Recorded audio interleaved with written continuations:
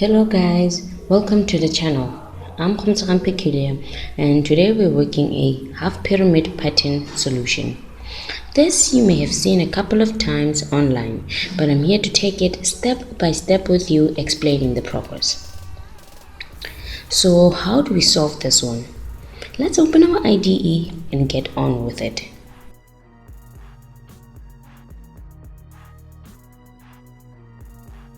#include iostream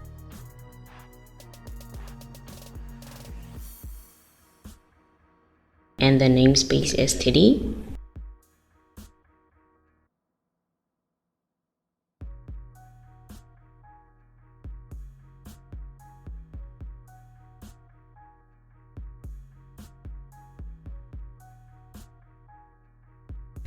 One may say this is easy, we just do it with cout statements like print star,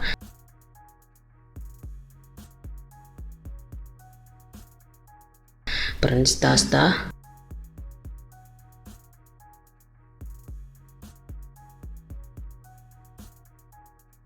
print 3 stars,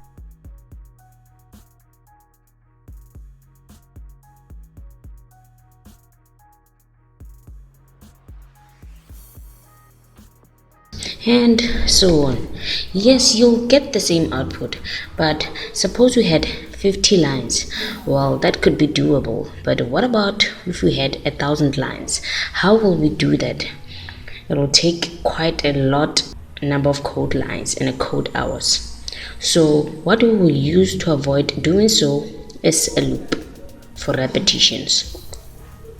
After all, loops fall under repetition control structures. Remember, loops help us not to write multiple number lines of code when there's a pattern in which things appear. In this case, we will have a loop which will hold our number of rows, and one statement written will be called inside. Please check out this video linked on the thumbnail, which you can alternatively look it up on our loops playlist, multi-while loop program. It explains in detail the process of how a loop works. I explained in details of how a loop operates. Still, I'll give you details how this will go about in this video. Like we mentioned, we will need a loop to hold the number of the rows we will need for our pattern. Whichever loop may work. I personally prefer for loops. On another video, we will do this problem with while loops. So, for the start count for our row is at a 1 and the maximum is at a 5, which is the end point, the number of rows. Since we have 5 rows on the picture, and we'll keep adding with a 1 on our rows to move from one to the next row. Now we have a loop that will keep the statements to keep printing for 5 rows. But now if we print the star, we will only get 1 star for each line because it will run through to output a star for row when it's 1, then it will run through to output another star for row when it's 2, and so on until it is 5, which won't be a pyramid but just 1 star in a line 5 times. So let's observe the pattern of the stars for each of the rows on the picture. At row 1 we have 1 star, and at row 2 we have 2 stars, and at row 3 we have 3 stars, and on row 4 we have 4 stars. Just as with row 5, it has 5 stars. Now we see a pattern here is that for each row, the stars printed equals to the number of rows. Say we have row 1 has 1 star, row 2 has 2 stars, and so on. And this is a pattern and a repetition of some sort, which will be suitably sorted by a loop. And our row starts at a minimum of printing 1 star, and the maximum will be it will print 1 star until the number of the row, and so on. Now we do a for loop. For we start printing at a 1,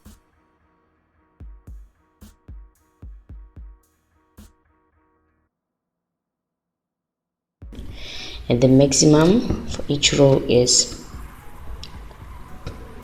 the row number, which will mean less than or equals to the row number, and we add a 1 so that we move from the current print number to the next. Now there, so now we can print in here.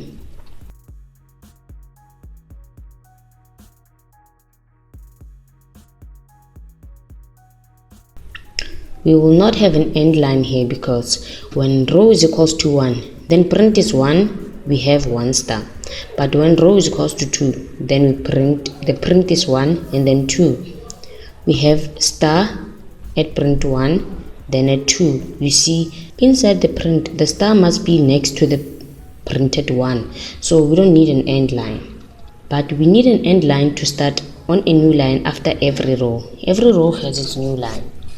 So before leaving the loop for this row, we add an end line so that the other row starts a new line when row now is equals to 2.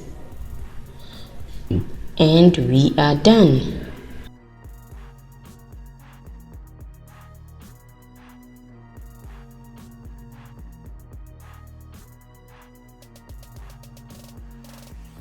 Now let's save our code.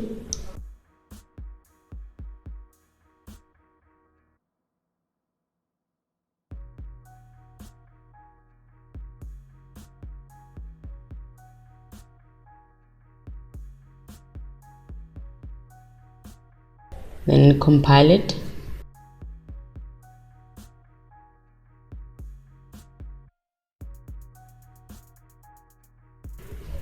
Let's build it.